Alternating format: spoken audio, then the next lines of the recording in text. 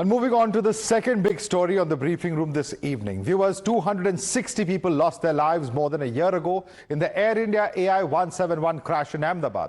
But even to this day, there are only more questions than answers. The Aircraft Accident Investigation Bureau has managed to give out a preliminary report on the crash so far.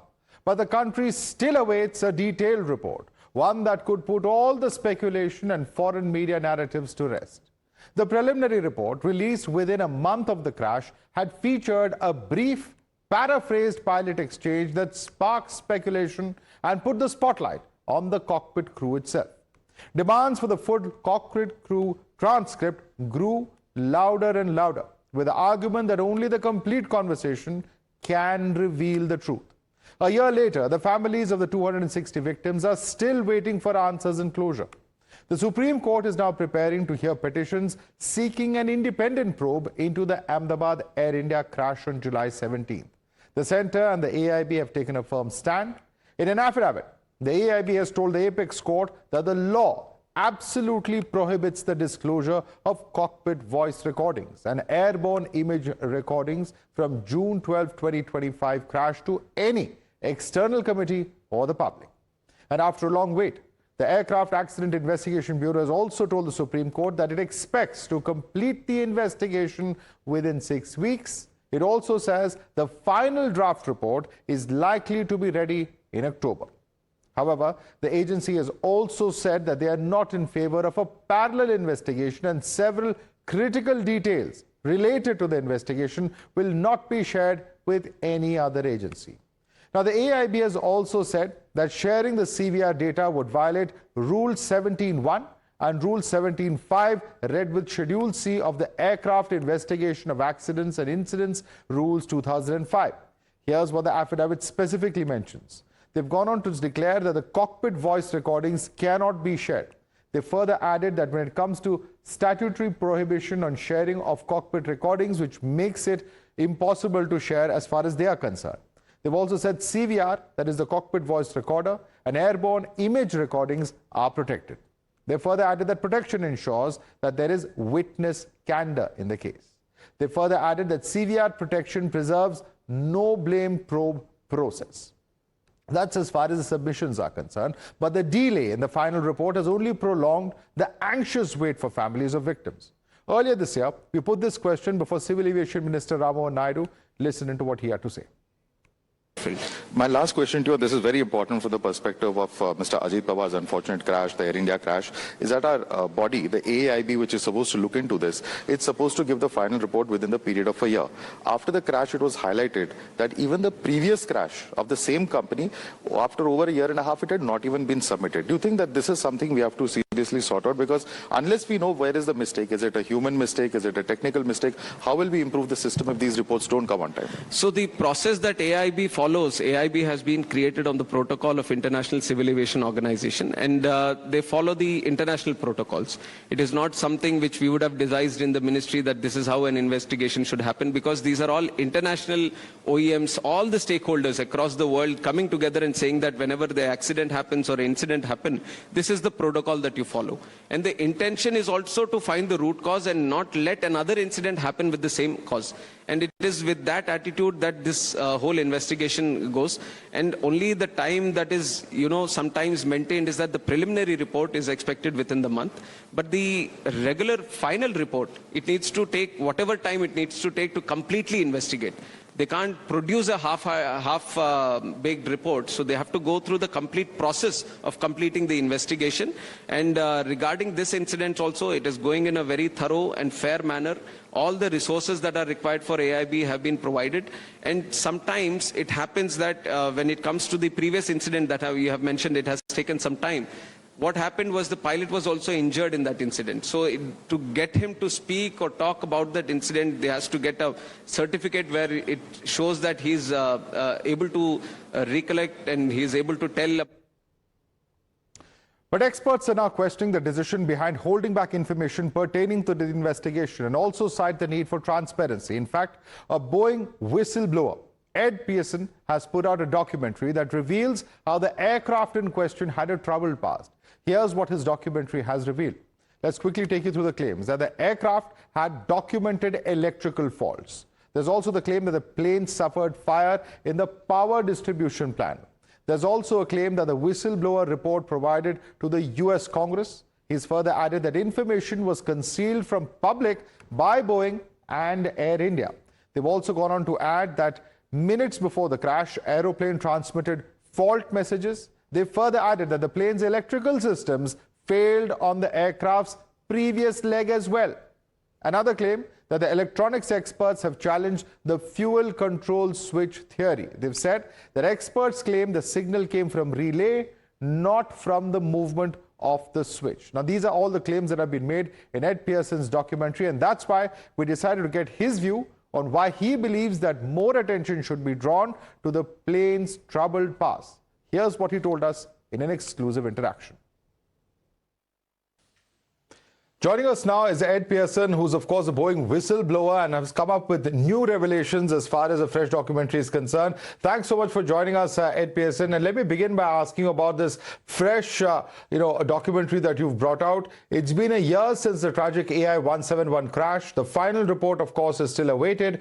Now, how do you look at this delay? Is it due to the complexity of the investigation, or do you believe there's something bigger at play here? Yes, good evening. Well, it certainly seems like if this was a simple case of the pilots throwing some switches and or one of the pilots, deliberately trying to kill himself and murdering all these other people, I think we would have a pretty simple answer already, and we would be able to prove that. To me, this delay, and to our team and the people that put the documentary together with us, it certainly seems like there's a cover-up of information that the public and certainly those families deserve. Right. Now, your documentary claims that this particular aircraft had a history of serious electrical problems and that it had arrived in India with these problems documented. How significant is that history, and why, in your view, has it not received greater attention in the investigation? Well, the information that we provided AIB, first of all, it wasn't even easy to provide, and we had no intention of providing information to them. It was provided to us, and then we felt obligated to share it. First, we went to the U.S. Senate to inform them that we had this information, and we wanted to make sure that that information was appropriately passed, and we wanted them to be aware of it. We've had problems in the past getting information from the U.S. NTSB to investigative authorities. So we had to go a roundabout way. Eventually, we had to go through the UK AAIB, their Aircraft Accident Investigation Bureau, to get the information to the Indian AAIB. And again, we feel like this information is critical. They have information. We know they have information that they haven't released. It's inexcusable. Really, it's just unbelievable that they haven't passed along information that they've already reported having. Information about the actual audio recording, the full audio recording, the full recording of the data recorder, with all the engine information in it, the air traffic control communications, all of it. They haven't provided it, and it shouldn't be this difficult to do an accident investigation. I mean, we know there's complexity here, but it's a lot harder to get done when information is not being shared fairly. Right. Now, your documentary also cites a whistleblower report claiming that the AI 171 aircraft VT-A&B had a disturbing 11-year history of failures across multiple systems. How is this significant, and why has this not been addressed publicly as part of this investigation? Yes, the information that we provided showed that the airplane had a long, very disturbing history of electrical and electronic failures, and those things included, open circuits, electrical arcing, burning, even had a fire in the power panel. This information is critical to establish the airworthiness of the airplane, and is it possible that there was something already wrong with the plane that had been buried for years? And we think that the fact that there was absolutely zero mention of this terrible history, that's a warning bell right there in it itself. Right. You've also highlighted that these fault messages transmitted by the aircraft shortly before the crash, which you say pointed towards possible electrical power distribution problems. How significant are those messages, and what can you tell us about what was happening inside the aircraft even before the takeoff? I can't speak to what actually was happening inside the flight deck because, again, they didn't even provide the full testimony or the full transcript. Excuse me, but what that ACARS message that did come out 15 minutes prior, that listed a bunch of what appeared to be electrical data bus electronic type failures occurring. And we don't believe the pilots ever even saw that.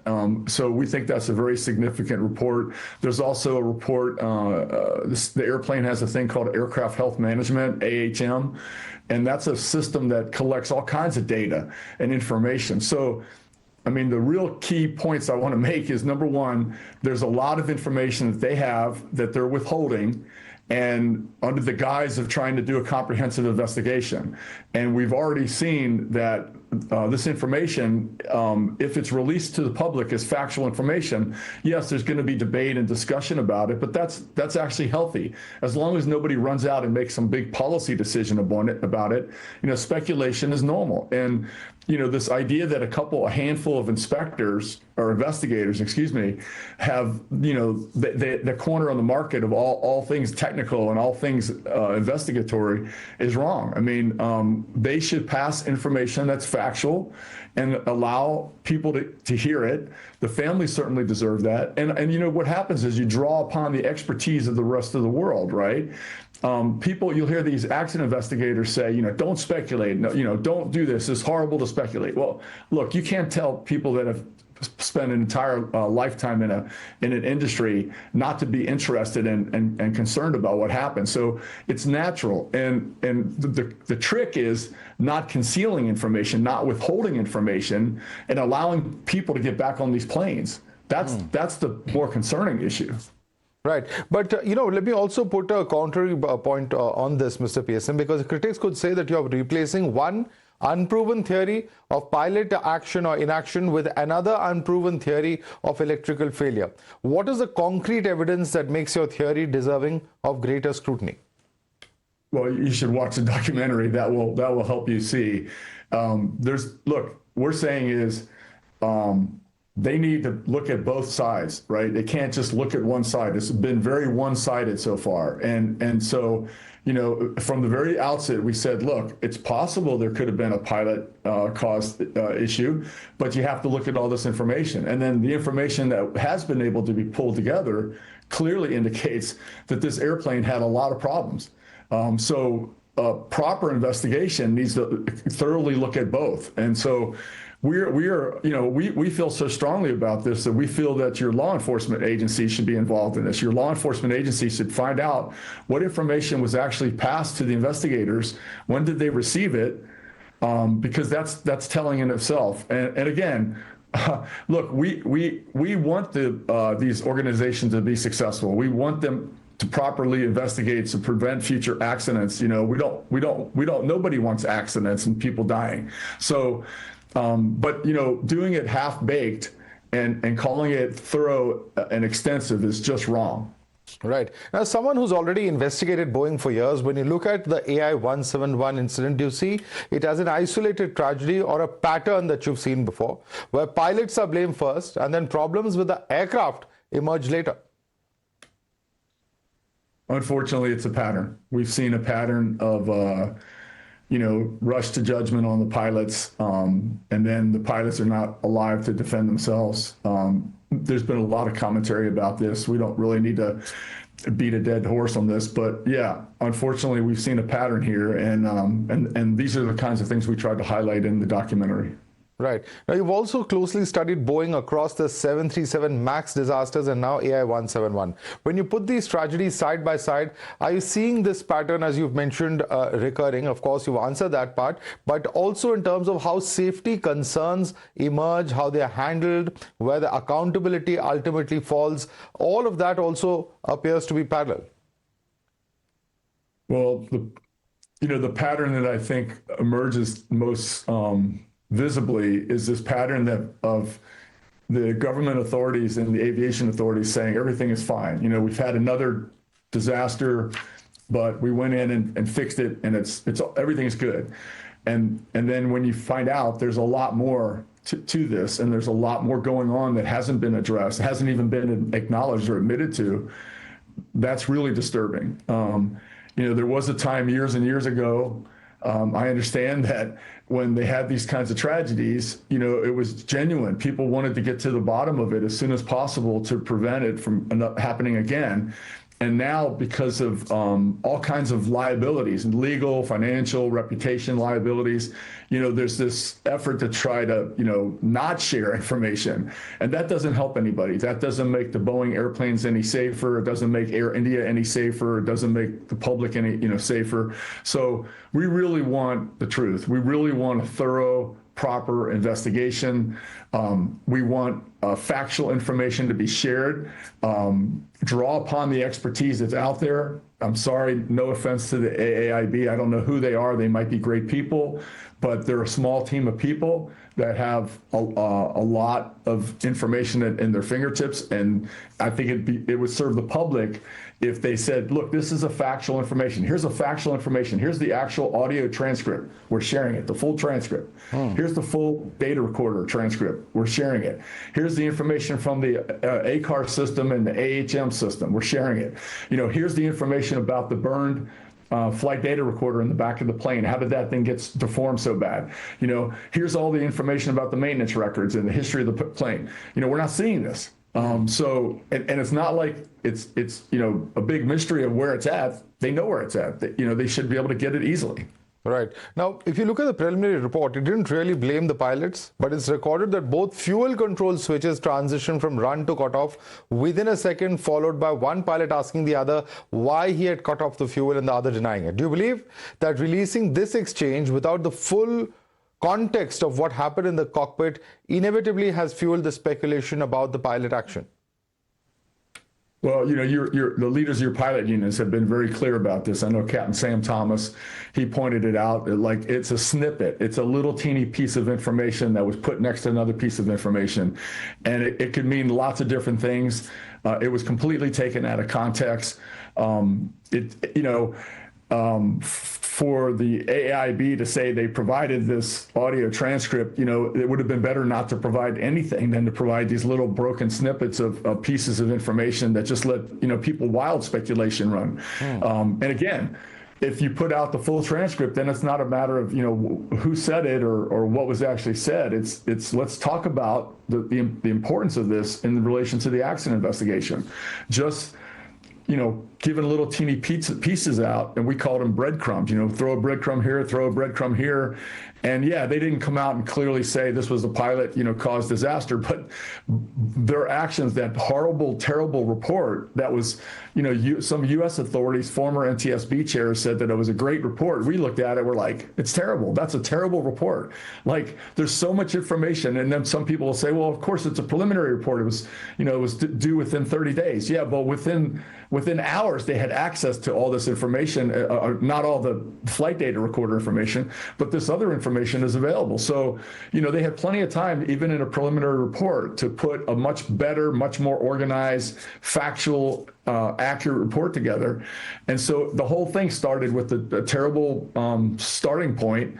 And I want to be clear, because I'm sure to these investigators who are probably trying to do the best they can under the circumstances, they need information to come to them, right? They're dependent on the U.S. authorities, primarily through the NTSB, to provide this information. They're dependent on Air India to provide information. So, investigations are hard. It's 1,000 times harder when information is being deliberately withheld and concealed. Right. My last question to you, the FAA is often described as the gold standard of aviation safety. Given the failures that have been exposed after the 737 MAX crashes and the concerns that you continue to raise, does that claim still stand up to scrutiny? Absolutely not. We feel like the FAA, they have tremendous employees. They have tremendous dedicated people. Same thing with the NTSB, same thing with Boeing. We think these organizations have great people. Unfortunately, they have people in leadership positions that don't do their job. You mentioned the FAA. There was that Ryanair accident that happened the other day where the man was partially sucked out the window. We've heard, and FAA is known about uncontained engine issues, uncontained debris coming off the engines. since going back to 2016, there was an accident in Southwest Airlines in 2018 and killed a woman. And, this program to fix and repair this thing has been going on, and they've given them another couple of years. So all told, it's been 10 years they've had this hazard. And we see this in other areas where there's these known defects that they're giving them long, unrealistic, or unnecessary lengths to fix these defects. And we have a long list of defects on the MAX airplanes. So it's really disturbing sometimes, the effort that the FAA goes to try to just cover up and make things sound like everything is great when they really need to be honest. All right. Ed Pierson, thank you so much for taking the time out and speaking to us here at Times Now. Hey, thank you for having me.